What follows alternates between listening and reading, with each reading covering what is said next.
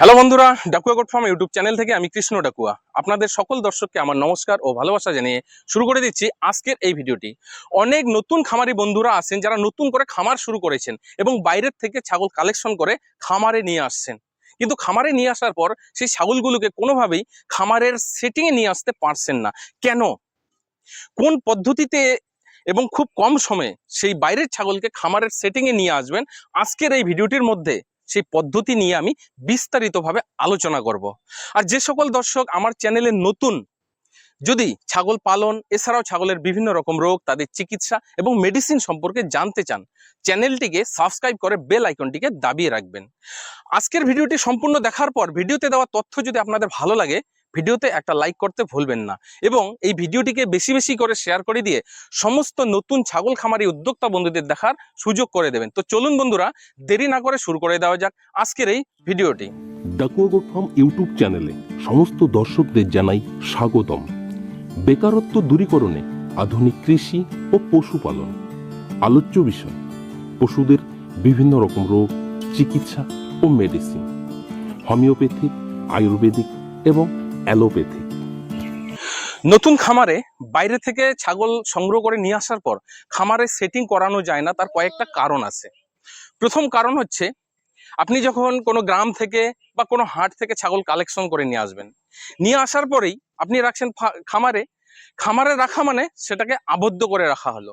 তো যে ছাগলগুলোকে আপনি কালেকশন করলেন, সেই ছাগলগুলো আগে কি অবস্থায় ছিল, হয়তো আপনি যে পরিবার থেকে ছাগলটাকে কালেকশন করেছেন তার পাশে হয়তো জঙ্গল ছিল, সেই ছাগলগুলোকে জঙ্গলে ছেড়ে দিয়ে পালন করত।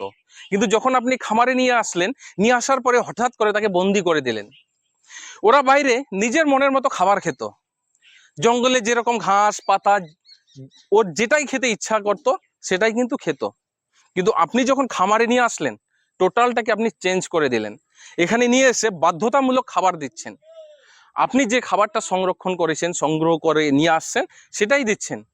কিন্তু হয়তো যে খাবারটা দিচ্ছেন সেই ছাগলগুলোর সেই খাবারটা পছন্দ নয়, এই একটা কারণ। দ্বিতীয় হচ্ছে, ওরা প্রাকৃতিক পরিবেশ অর্থাৎ খোলামেলা মাঠে ঘুরতো নিজের স্বাধীন মতো, কিন্তু আপনি যখন খামারে নিয়ে আসলেন, নিয়ে এসে একটা ছোট্ট একটা জায়গার মধ্যে আবদ্ধ করে রেখে দিলেন, সেটাও কিন্তু তার মাইন্ডের মধ্যে সেট হচ্ছে না, অর্থাৎ তার মনের মধ্যে সেটা সেট হচ্ছে না বলেই তারা চেঁচিয়ে থাকে। দ্বিতীয় হচ্ছে, হঠাৎ করে জায়গার পরিবর্তন হলো। ওখানে কিভাবে ছিল, কি ধরনের ঘরে ছিল, আপনি নিয়ে আসার পর আপনি মাচা করে ঘর করেছেন, ঘর করে সেই ঘরের মধ্যে রেখে দিচ্ছেন। হয়তো অনেক বড় ঘর, সে তুলনায় ছাগল কম, মানে তাদের যেন কোনোটাই সেটিং হচ্ছে না। প্রথম হচ্ছে খাবার সেটিং হচ্ছে না, দ্বিতীয় হচ্ছে ওয়েদার এবং তার বাসস্থান, তো কোনোটাই তাদের সেটিং হচ্ছে না। আর সেটিং না হওয়ার কারণেই কিন্তু তারা বিভিন্নভাবে একটা টেনশনের মধ্যে থাকে। তো এই যে সমস্যাগুলো ক্রিয়েট হয়, তো এটাকে কিভাবে একজন নতুন খামারি কম সময়ে খুব সহজে সলভ করবে।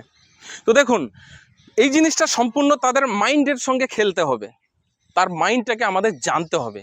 তো আমি যে ছাগলগুলো কালেকশন করব, আগে আমাকে জানা উচিত সেই ছাগলগুলো কি ধরনের জায়গা থেকে এসছে, কি ধরনের খাদ্য তারা বেশি খেত। এই জন্য নতুন একজন খামারিকে খামারে ছাগল নিয়ে আসার পর খামারে ঢোকানোর আগে প্রথম তো তাকে স্যানিটাইজ করাতে হবে, তারপরে কোয়ারেন্টাইনে রাখতে হবে। কোয়ারেন্টাইনে রাখা অবস্থায় তাদের পছন্দ মতো খাবার দেওয়ার চেষ্টা করতে হবে। আপনি যখন কোয়ারেন্টাইনে রাখবেন, তাকে যেভাবে আবদ্ধ রাখা দরকার, হয়তো ফার্মে যেভাবে আবদ্ধ করে রাখেন সেইভাবেই রেখে দিবেন কোনো জায়গায়। কিন্তু সারাদিন আবদ্ধ অবস্থায় রাখার পরেও আপনার খামারে যে সমস্ত খাদ্য রয়েছে সেগুলো তাকে দেওয়ার চেষ্টা করবেন। হয়তো টুকটাক একটা দুটো খাবে, এমনকি নাও খেতে পারে। না খেলে যে খাবারটা খাওয়াবেন সেই খাবারের গন্ধ যেন তার মাইন্ডের মধ্যে সেটিং হয়ে যায়, এই জন্য সেই ধরুন সাইলেজ খাবার, সাইলেজটা নাকের মধ্যে ঘষে দেবেন, সেই গন্ধটা তার মধ্যে যেন থেকে যায়। সারাদিন না খেয়ে থাক, চেঁচিয়ে থাক, কোনো অসুবিধা নেই। কিন্তু যখন সন্ধেবেলা হবে, অর্থাৎ আপনি ঘরে যখন ঢোকাবেন তার আগেই তাদের পেটটা ভরাতে হবে। কিভাবে? সাধারণত ছাগল, যে কোনো ছাগল ঘাস পাতা, যে কাঁচা ঘাস পাতা সেটা অবশ্যই খায়, বিশেষ করে কাঁঠাল পাতা বা আরও অন্যান্য যে নিম পাতা, গামারি গাছের পাতা, আরও এরকম বহু গাছের যে পাতাগুলো খায় ছাগল, সেই পাতা দিয়ে সেই সময়টা তাদের পেট ভরিয়ে রাখবেন। এটা যদি না করেন তাহলে এক তো হচ্ছে মানসিক একটা চাপ তাদের মধ্যে, তার মধ্যে আবার পেট ভরছে না, তো শরীরে ইমিউনিটি পাওয়ার লো হবে, হঠাৎ করে ছাগল অসুস্থ হয়ে যেতে পারে। এই জন্য যেন অসুস্থ না হয় তার পেটটা প্রত্যেক দিন ভরাবেন। কিন্তু এই আপনারা এর আগের ভিডিওতে অবশ্যই দেখেছেন যে আমি 3টা হাট থেকে ছাগল নিয়ে আসি। দেখুন এই যে 3টা ছাগল, এই 3টা ছাগলকে নিয়ে আসা হয়েছিল। তো সে সময় যখন নিয়ে আসি ভিডিওটা দেখেছেন, তাদের চেহারা কিন্তু খুব ভালো ছিল, আর এখন খামারে আসার পর তাদের চেহারা খারাপ হয়ে গেছে। তাদের প্রায় কোয়ারেন্টাইনে 10 দিন রাখা হলো, রাখার পর এখন খামারে ঢোকানো হয়েছে। তো প্রথমত একটা ফিড ছিল, যে ফিডটা ওরা কোনোভাবেই খাচ্ছিল না, যেটা না, তার জন্য কি করা হচ্ছিল, প্রত্যেক দিন সেই ফিডটাকে সকালে একবার এবং সন্ধ্যাবেলায় একবার নাকের মধ্যে ঘষে দেওয়া হতো এবং কিছুটা মুখের মধ্যে ঢুকিয়ে দেওয়া হতো। সেই যে ফিডের যে গন্ধ একটা, সেই গন্ধটা যেন তার মাইন্ডের মধ্যে সেটিং হয়ে যায়। এরপরে সাইলেজ তো এরা দেখলেই যেন পালিয়ে যেত, এরকম একটা পজিশন ছিল, যার জন্য প্রত্যেক দিন তাদেরকে সাইলেজটা নিয়ে নাকের মধ্যে ঘষে দেওয়া হতো। তো দেখুন আজকে এরা সাইলেজ কিন্তু একদম মারামারি করে খাচ্ছে। দেখুন সাইলেজ যখন প্রথমবার দেওয়া হতো তো এরা সাইলেজ দেখে ভয়ে পালাতো, আর এখন দেখুন 3জনই কিন্তু একদম মারামারি করে সাইলেজ খাচ্ছে। তো এখানে টেকনিকের কিছুই নেই, শুধু জিনিসগুলো বোঝা, তাদের মাইন্ডটাকে বোঝা। তো ছাগলের যে মাইন্ড বা তাদের মাইন্ডটাকে আমাদের কন্ট্রোলে নিয়ে আসা। শুধু এই কথাটা মাথায় রাখবেন, যে কোনো পশু, মানুষও কিন্তু অভ্যাসের দাস। তাকে যেভাবে অভ্যাস করাবেন পশু বা মানুষ সেইভাবেই অভ্যস্ত হবে। তো এদেরকেও যেভাবে অভ্যাস করাবেন সেইভাবে অভ্যস্ত হবে, কিন্তু প্রথমে অভ্যাস করানোটা একটা বিরাট চাপের ব্যাপার। মানে কার্যকলাপ, তার খাবার দাবার, এগুলো জানতে হবে। জানার পরে আস্তে আস্তে আস্তে আস্তে আস্তে তাদেরকে সেটিংয়ে নিয়ে আসতে হবে। হঠাৎ করে পরিবর্তন করাতে পারবেন না। এটার জন্যই এই টেকনিকগুলো আপনাদের ফলো রাখতে হবে, যে প্রত্যেক দিন ছাগলকে সকালবেলায় বার করবেন, যে ফিডটা এনারা খাচ্ছে না, আপনার খামারের যে প্রধান ফিড, সেই ফিডটাকে নাকের মধ্যে ঘষে দেবেন। সারাদিন সে না খাক, সে চেঁচিয়ে থাক, খিদের জ্বালায় থাক, এবং সঙ্গে কিন্তু আপনাদের ট্রিটমেন্ট রানিং রাখতে হবে। কি ট্রিটমেন্ট সে সময় দেওয়া জরুরি, সে সময় তাকে স্টোমেকিক মেডিসিন, স্টোমেকিক কথার অর্থ হচ্ছে ক্ষুধাবর্ধক, মানে খাবারের যে রুচি, সেটাকে রুচিকে যেন বাড়ায় সেই জাতীয় মেডিসিন। তাদের মধ্যে আপনারা কি দিতে পারেন, যেমন হিমালয়ান বাতিসা, রুচা ম্যাক্স, এছাড়াও কিছু অ্যানজাইম টাইপের মেডিসিন আপনাদের দিতে হবে, যেমন ফ্লোরাবোস্ট, বায়োবোস্ট, মিনোটাস, এই যে বোলাসগুলো সঙ্গে দিতে হবে। তো হিমালয়ান বাতিসা যদি দেন 10 গ্রাম করে দিনে 2 টাইম মুখের মধ্যে দিয়ে জিভের মধ্যে ঘষে দেবেন। রুচা ম্যাক্স যদি দেন 5 গ্রাম করে দিনে 3 টাইম মুখের মধ্যে দিয়ে দেবেন। ফ্লোরাবোস্ট সকালে হাফ, বিকেলে হাফ, এবং সঙ্গে আপনারা ভিটামিন ইনজেকশনও প্রয়োগ করতে পারবেন। ভিটামিন ইনজেকশন কি, যেমন ধরুন ক্যাটাসল, যার মধ্যে সাইনোকোবালামিন রয়েছে এবং বুটাফসফেন রয়েছে, ফসফরাস।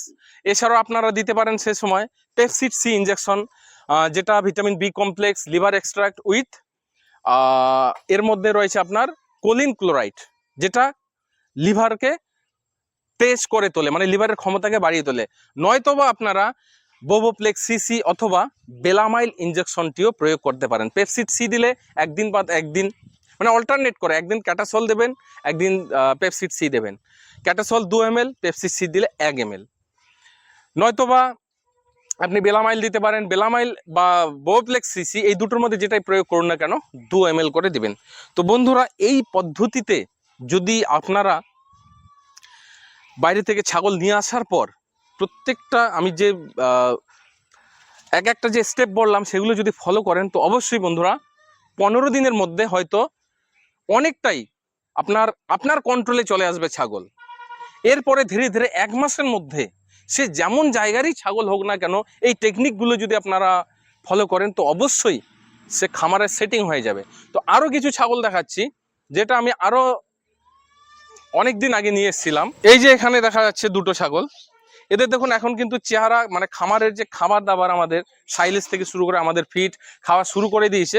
তো এরা কিন্তু অলরেডি প্রেগনেন্ট হয়ে গেছে। তো 3টা ছাগল রয়েছে, যাই হোক, আর একটা কোন দিকে চলে গেছে। তো এদের কিন্তু এখন চেহারা ভরতেছে। তো এছাড়াও আমি আরো 2টো ছাগল নিয়ে এসেছি, যে ছাগল দুটিকে এখন কিন্তু বাইরে রাখা আছে, এখনো খামারের ভিতরে ঢোকানো হয়নি। সেটা নিয়ে এসে মোটে 5 দিন হয়েছে। ছাগলগুলোকে বাইরে রাখা হচ্ছে কারণ এরা কোনোভাবেই খামারের খাবার দাবার খাচ্ছে না এবং বাকি ছাগলদের যেন থেকে আলাদা আলাদা থাকে। তো যেমন এই যে নতুন ছাগলটাই, যেটা একটু আগে ওইদিকে ছিল। তো এটা তো একদমই আগের যে খামারে ছাগল রয়েছে তাদের সঙ্গে মিশতোই না। এ কিন্তু তবু একটু অন্য গামলায় গিয়ে খাবার দাবার খেত। আয় আয়, দেখুন, আয় আয় আয়। বাকি ছাগলগুলো দেখলেন যে এরা তিনজনই শুধু আলাদাই থাকে। দেখুন এই সাইলেজটা কিন্তু পুরোটাই শেষ করে দিল, সাইলেজটা পুরোটাই শেষ করে দিল। তো এদেরকে আরো সাইলেজ দেওয়া হবে।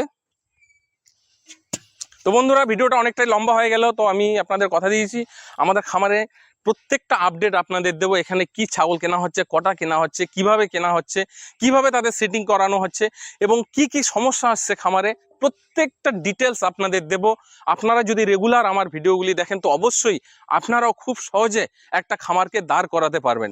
তাছাড়াও আমাদের এই যে নতুন খামারটা করার উদ্দেশ্য, যেহেতু এটা উত্তরবঙ্গে ব্ল্যাক বেঙ্গল ছাড়া চলে না, এটা নিজের থেকে একটা চ্যালেঞ্জ নিয়েছি যে ব্ল্যাক বেঙ্গলকে স্টল ফিডিংয়ে করে দেখাবো এবং ব্ল্যাক বেঙ্গল খামার করেও যে ভালো এখান থেকে প্রফিট পাওয়া যায় সেটা আমি করে দেখাবো। তো দর্শক বন্ধুরা, যারা বড়রা রয়েছেন অবশ্যই আমাকে আশীর্বাদ করবেন যে আমি টার্গেটটা নিয়েছি, এই টার্গেটে আমি যেন সঠিকভাবে চলতে পারি, আমি যেন সুস্থ থাকি এবং যতটা পরিশ্রম করার আমি নিজে করার চেষ্টা করব। যারা আমাদের সমবয়সী এবং ছোট বন্ধুরা রয়েছেন তো আপনারা অবশ্যই ভালোবাসা দেবেন। জানি না কতটা কি করতে পারবো, তবে আপনাদের সবার যদি সাপোর্ট আমার উপর থাকে এবং আমি যদি সুস্থ থাকি এবং ঈশ্বরের যদি কৃপা আমার উপরে থাকে তো অবশ্যই আমি এটাকে সফল করে দেখাবো। তো বন্ধুরা, আজকের ভিডিওটি এই পর্যন্তই। পরবর্তীতে খামারের আরো নতুন একটি ভিডিও নিয়ে আপনাদের সামনে হাজির হব। ততক্ষণে আপনারা সকলে ভালো থাকুন, সুস্থ থাকুন। জয় হিন্দ, জয় ভারত।